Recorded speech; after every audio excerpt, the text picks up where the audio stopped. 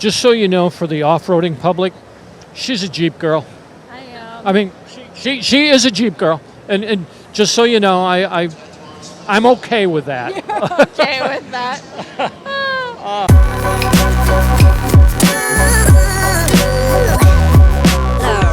Kahuna for Tat-Stories.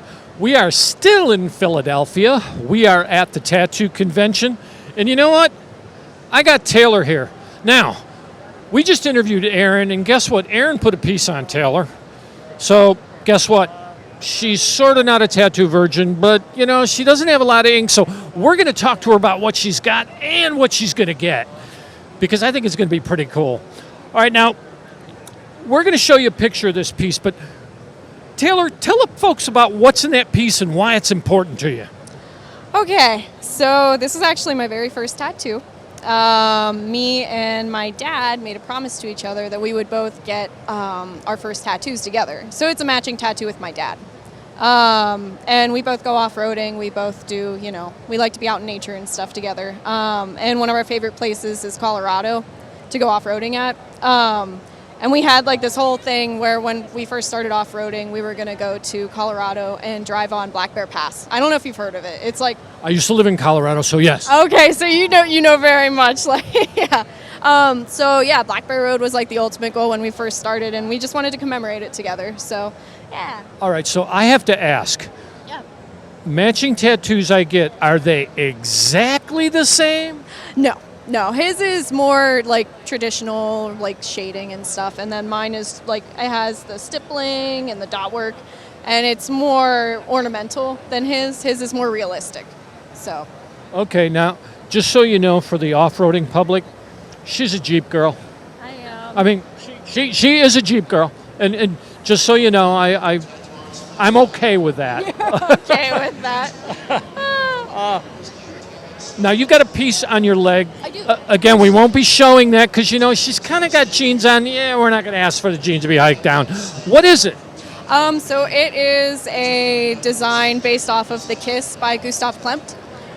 It's not colored yet. It's only line work, but it's going to be colored eventually. It's a really cool painting that I've always loved and adored. So I wanted to put it on my body. So You heard it. She wanted to put it on her body. Okay, now nobody stops at 2. Where are you going to go next? Come on, you're going to do something. everything. I want to cover whole body. The operative word is everything. Okay. Now, because you've got some epic space left back, you know, thighs, whatnot, butt, whatever you want to put it, what do you want to put on your back? My back. Ooh.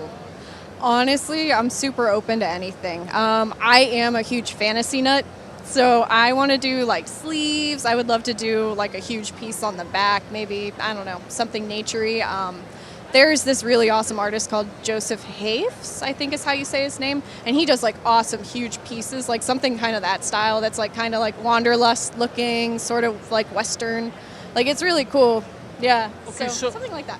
So you want to get that now. Is it going to be bold-ass color, or is it going to be black and gray? I'm a black and gray kind of person. I love seeing the dot. I love seeing the dot work and But she looked like a color kind of gal, but she's saying she's black and gray, but okay. yeah.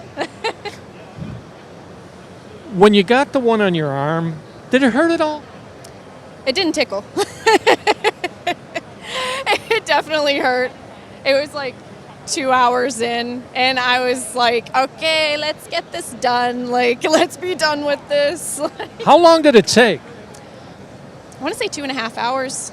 So she only got real antsy at 2 hours for a 2.5 hour tattoo. I'd say that's pretty good, actually. Yeah. Well, now, you got any advice for people that are going to get their first tattoo? You know, what is there something you'd rather have done or thought you should have done, or did you do it just right? Yeah.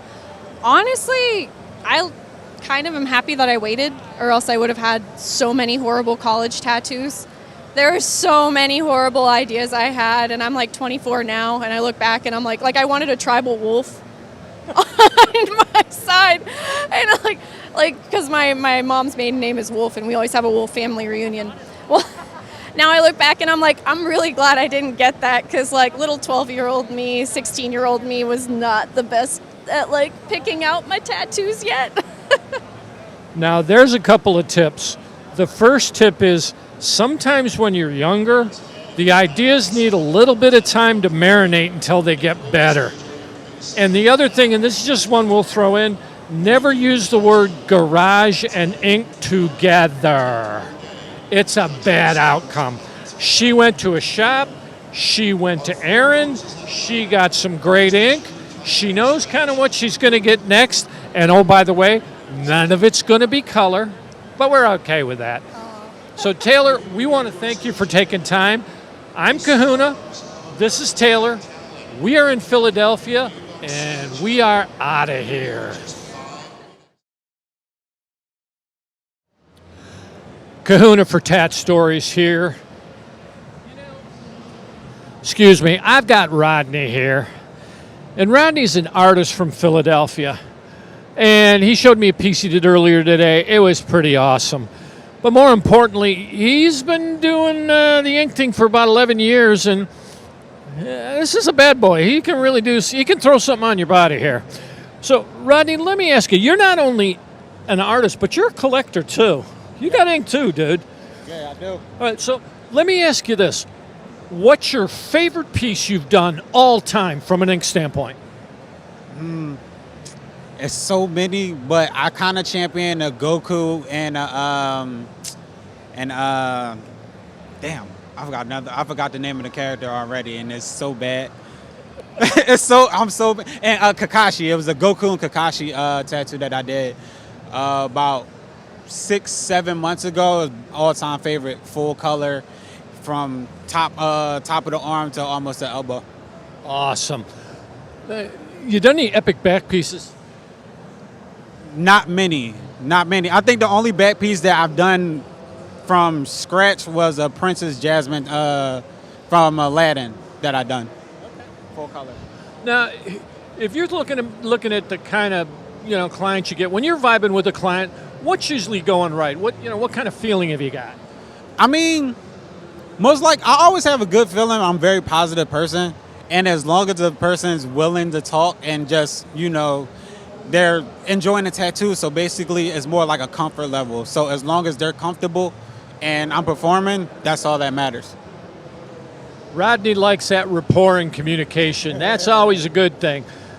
When somebody comes in and asks you for something, what kind of detail are you looking for from them? I mean, what kind of, I know obviously you want to put your own twist on it, but what are you kind of looking for so people know when they walk in to talk to Rodney?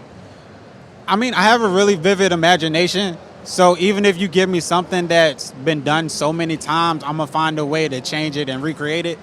And I'm the type of person that I could look at probably like a pattern on a floor or something like that, and I'll see like multiple designs and stuff like that. So I'm weird. I'm really, really weird, but in a dope way though. Rodney's not weird. He just got a great imagination. And you know what? When you're an artist, you got to have a great imagination. Let's talk about you as a collector. What's your favorite piece? A Carnage that I have on my left arm. Why is it your favorite? Carnage is one of my favorite Marvel comic villains, out of my top 5. He just used a key word here, Marvel. Oh, we love Marvel. Yeah.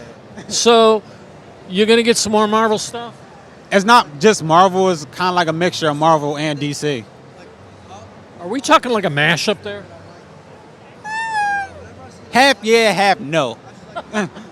It's not necessarily like them battling or anything. It's just like legit by my top 5 villains that I like from both.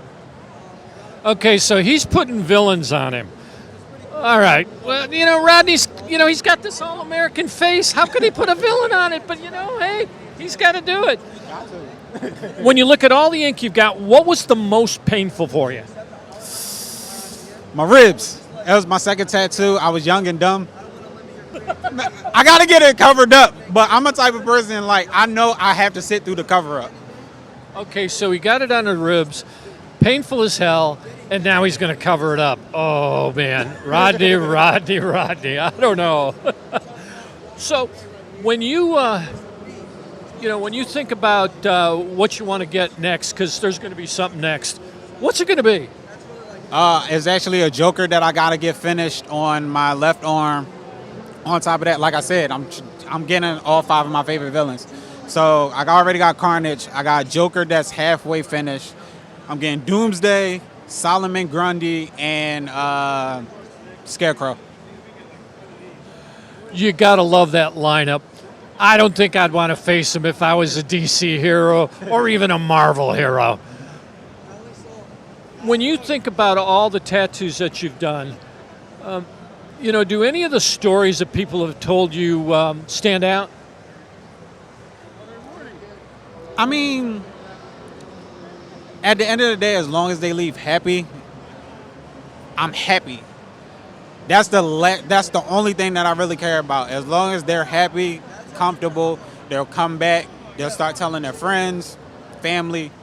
I'm happy. I'm satisfied with that alone. So now you know Rodney aims to please. He's really a small guy. Tell by, me.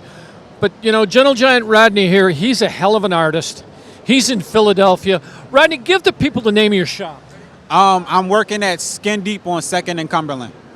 So now you know, you need to get over to Skin Deep. If you're in Philly, you got to see this man. You got to get some ink from him. And you know what? You will not be disappointed. This is Kahuna. We are in Philadelphia at the tattoo convention that's sponsored by Villain Arts, and we are out of here.